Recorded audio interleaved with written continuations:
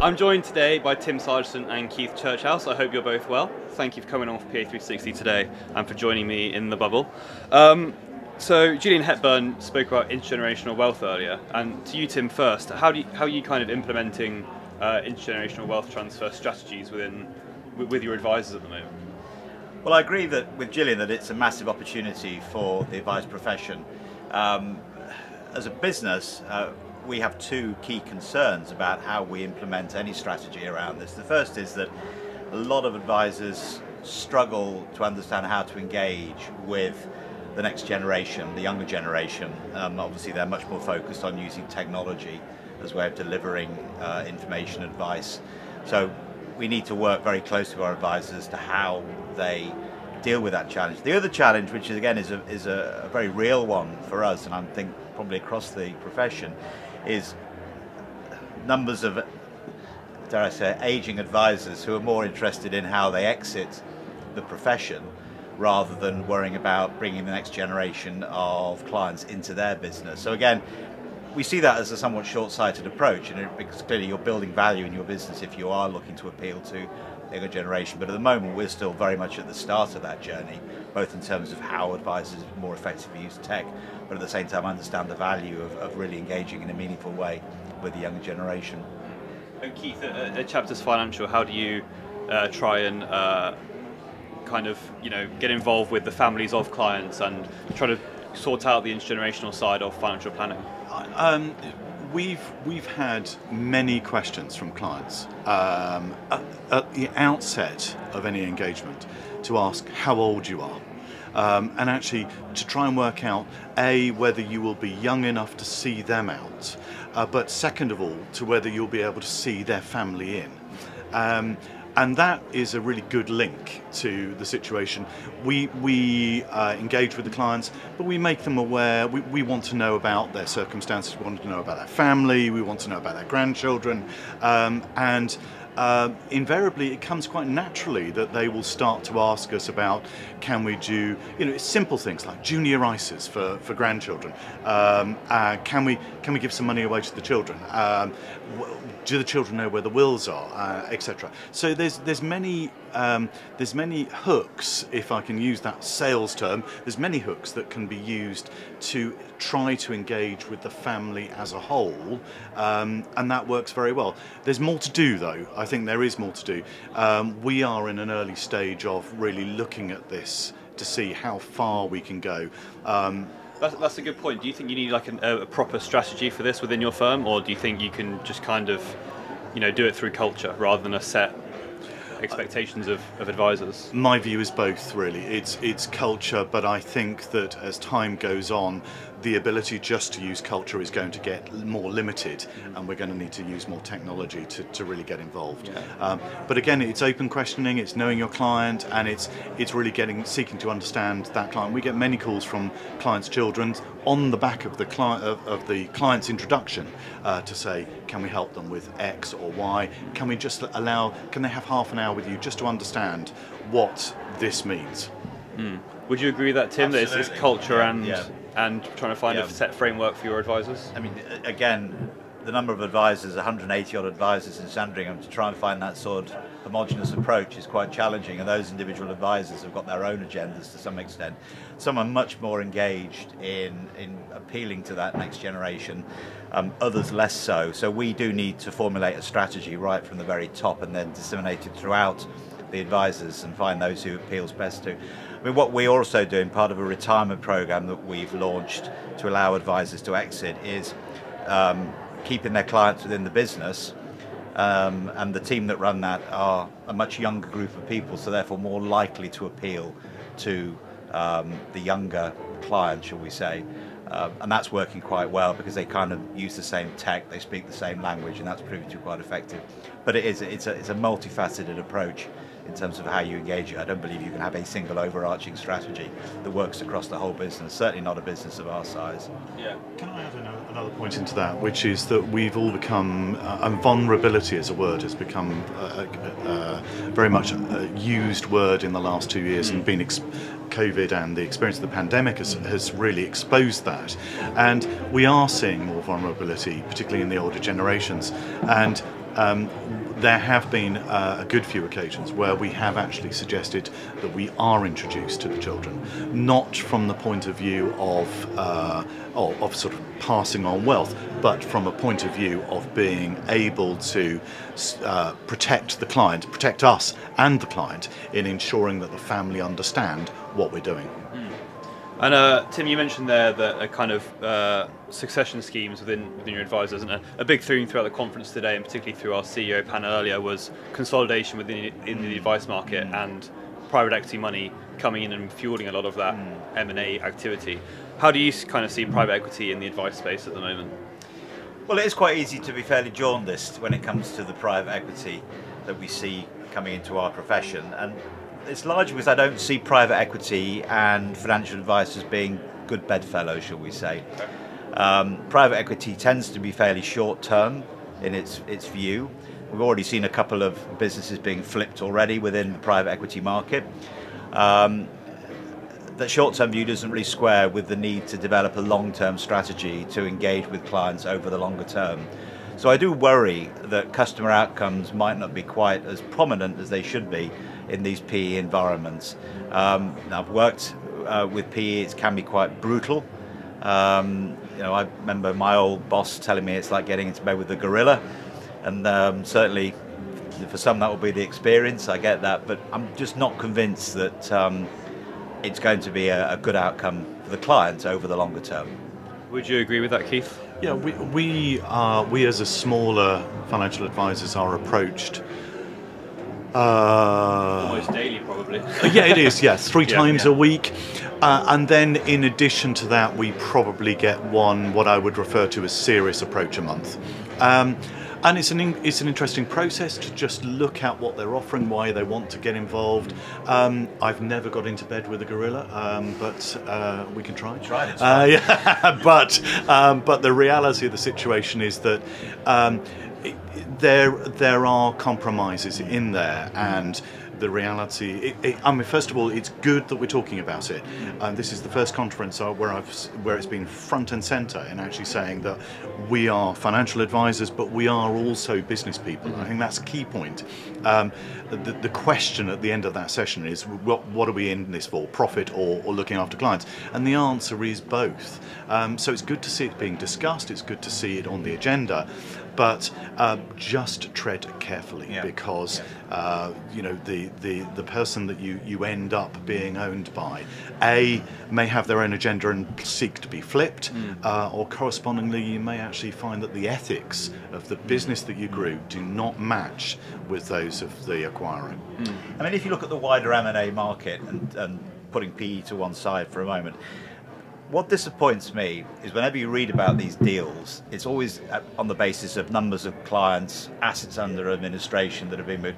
There is never any talk about how the client experience is going to be improved following a merger. And we must be, as a profession, almost unique in not calling out how things are going to get better for you, Mr. Client, through this deal. We only ever talk about it through the eyes of the advisor and the advisor firm. And again, I think that's why our priorities aren't necessarily aligned with good customer outcomes. It's about realising value in your firm, but not necessarily realising better value for the customer. So I think we do need, as a profession, to be more creative in the way that we fund buyouts and we allow people to exit and retire, but at the same time make sure that the client is sort of at the centre of that process and is looked after and supported through that. I don't ever remember seeing an article or some form of publication which sort of said what happened 3 years on, both from the advisor side but also from the client side, to actually say, was this wedding a good one, or was it purely down to profit, or was there a synergy that added value? So I agree with the points that Tim says, that it'll be interesting to see if this continues on. I think it will do, whether the value that financial advice is seen to offer improves. And at the beginning of the day, I spoke about how product providers are likely to become more involved in advice at the moment, and Tim, Sandringham was bought by M&G Wealth. Yeah. What do you think about product providers becoming more influential and having advice arms, distribution arms, and how does that work with independence of firms as well? Well, speaking about our own deal, the attraction for us was the emphasis on the customer and how M&G Wealth, we're going to support that journey for the customer and obviously invest in systems and improve our back office further. So that for me was a very important part of the deal. I can understand why providers want to get more involved in acquiring distribution, both protect their existing back book, but also to improve flows, into their current assets. And again, the point that we make is that you've got to offer something that's really attractive and appealing to the client. There's no point shoehorning you into a CIP that doesn't work for the customer. So we will continue to stick to that, and hopefully, again, providers can support that. Providers also offer strong balance sheets. And that was, again, part of the attraction for us, because as we continue to expand as a business, we continue to industrialize a lot of the back office and admin process. You need a strong balance sheet to be able to support that exercise. And ultimately, it's about delivering a much better, more rounded service to the customer, which requires deep pockets and, as I say, a relatively strong balance sheet. It reminds me of the, whether this is relevant, it reminds me of the late 80s when the insurance companies bought estate agents for distribution, whether they could sell their mortgage products, and the value of businesses just went through the roof, of estate agents' businesses, and then they decided later on that they didn't want to head that route and pulled out. And it's just fascinating to see the banks as an example, but also the insurance providers pulling out of this market, and here we are, we're 15 years later and they're coming back again, so watch this space. Yeah. And you both write columns for Professional Advisor, both very good, loyal columnists. How do you think your columns are changing? Do you think with the themes of the event today, do you think your opinions match that generally? Is that the kind of concerns you have that you write about on a monthly basis for us? I like to call out issues that I see in our profession. Clearly we've got a lot that we can talk about at the moment. Probably the most relevant one is probably British Steel. And my concern that advisors still rush headlong into what this is, an opportunity, without really carefully considering the sort of governance and oversight that they should deploy before they get involved in this kind of stuff. And just calling it out and just trying to make advisors aware that running an advice business now is much more about managing risk and the governance and oversight piece. And I see my column as a way of calling that out, rather than advisors simply seeing funds and clients, and that's really the end of it. And if a client comes along and says, I've got this DB transfer I want to do, that you think, right, come in, we'll facilitate that for you. You need to take a very, very more measured view about how you operate and run your business and support and look after your clients. And I see my column as a way of calling that out. There's plenty to call out. What about you, Keith? May I suggest it's our time that, in fact, as we may be slightly older, that in doing so, we've seen it. We have that depth of knowledge to be able to call out situations where perhaps ideas that come to the fore now may look like a great new opportunity, but the reality is you can sit back and say no, that is that reincarnated.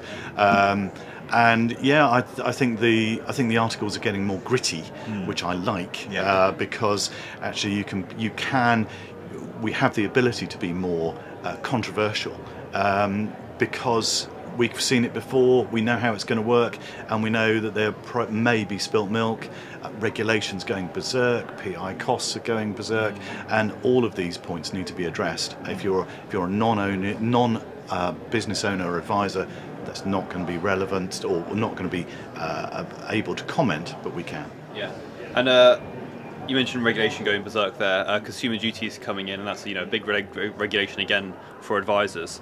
How is that affecting you at the moment? Just quickly, how is implementing that and putting that in businesses going?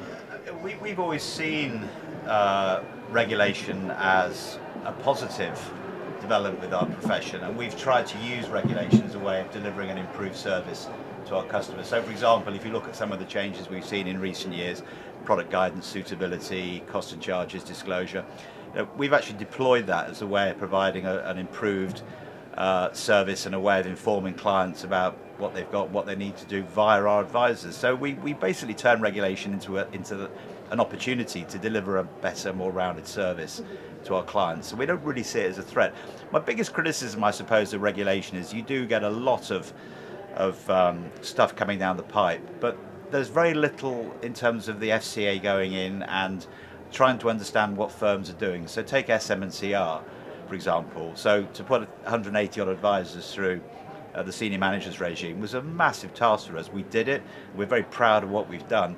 But I know some companies will have done absolutely nothing about it whatsoever. So it kind of puts us in a difficult position where we do all this stuff and spend a huge amount of time, money and resource doing it, and other firms just sort of completely ignore it and no one calls them out. There is no sort of view from the FCA to come along and say, right, we're now going to do a thematic review on how you embrace SM&CR. We're going to go in and see some firms. I think that would help in terms of firms embracing better a lot of the change that we've seen from the FCA over recent years.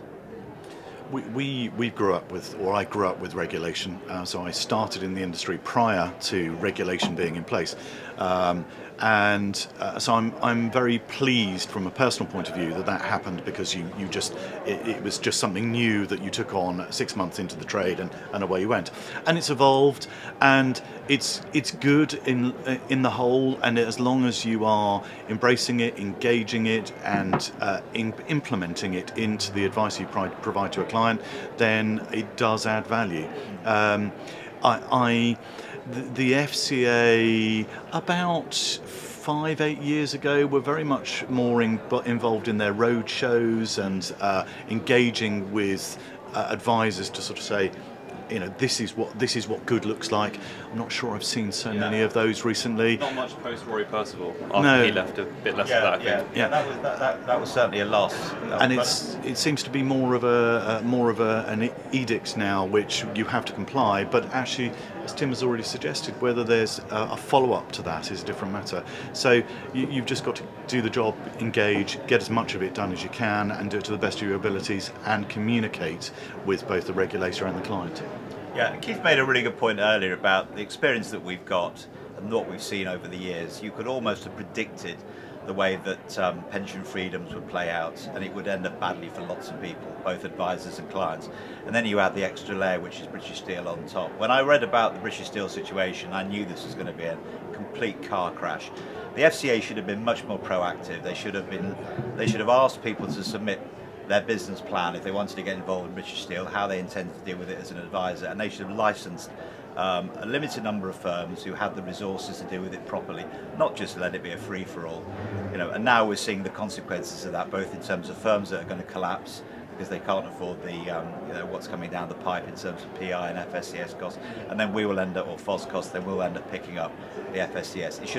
It was completely avoidable, and anybody with a scintilla of experience and knowledge would have been able to point out, you need to do something, get on the front foot and deal with it before all these piranhas start tucking in and people end up losing their pension. So yeah, that was a really great interview, and talking about technology advice and how it's changing is really interesting. Keith, how do you think, especially with the pandemic accelerating the use of technology, how has that kind of affected how you run your firm? So first of all, we had a lockdown strategy for our technology, and we were delighted that in locking down within 2 hours we were refunctioning. So the technology worked, but it needs updating all of the time. You've got to keep on the process. You've got to keep an annual strategy going, and you've got to look outside the bubble to actually say, how can we engage further with clients? The simple use of Zoom. We now have a Zoom room in our office. If you said that 3 years ago, I wouldn't have known what you were talking about. But the reality is, Zoom, MS Teams, all of these things. What's the next? We've got to keep evolving, and we've got to keep in contact with our clients, both younger and older. And if we embrace technology, we'll be fine. And Keith, on that point, in terms of evolving, how is the delivery of financial advice going to change with technology, do you think? Well, picking up on the point that Keith made, is you cannot run a successful advice business without great technology. In fact, I go so far as to say you can't run any business now without great technology. And the problem that we've had as a profession is there's been a lack of really good end-to-end sort of soup to nuts type technology, back offices talking to front offices and putting out some really good, meaningful information and reports to clients. We're now seeing some great solutions, and we wouldn't have been able to scale up Sandringham and recruit the numbers of advisors if we hadn't had great technology. It will be absolutely critical to the way that we deliver our service front and centre to clients. And any business that thinks it can continue to run without really good tech. I'm afraid it's pie in the sky stuff. The point about COVID is obviously, I've said for many years, advisors need to stop wasting time going to see clients who don't want to see them. No, the idea that you need to keep going and seeing a client every year is just ludicrous. If you can deliver a really good solution for your clients and update your clients using tech, that's all the client really wants. And I think the work that Heather Hopkins has done at Next Wealth in terms of calling out some of this and saying, look, listen to what the client's saying. They don't need to see you. They just want to have information little and often. Again, is reshaping the way that we deliver our service, and that's a positive thing in my view. Absolutely. Communication, all of the time. But that doesn't necessarily mean sat in front of the client. It can be in whatever form that is. Newsletter, old and new technology works. Newsletter, some want it in paper, some want it electronically. Fund values, apps, you name it. But that doesn't necessarily mean that you have to be sat in front of them. Yeah. If you want to look and see what's in your bank account, and see all the transactions, you'll go online and it'll report it accurately, balanced to the last penny. You expect that, and people should expect that now of their financial advice firm, that they can log on at any time to get a complete report, everything they've got, balanced to the last penny. That's the very minimum now that clients would expect, not a paper documents sent out 2 weeks after the event, perhaps bits missing and something not quite right.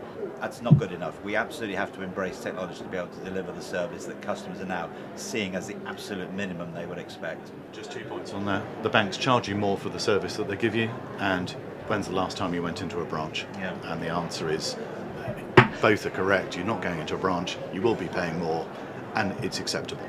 And you think advice will reflect that? Yeah, Yeah, I do. definitely. Brilliant. Well, thank you very much for joining me here today at PA360, Tim and Keith.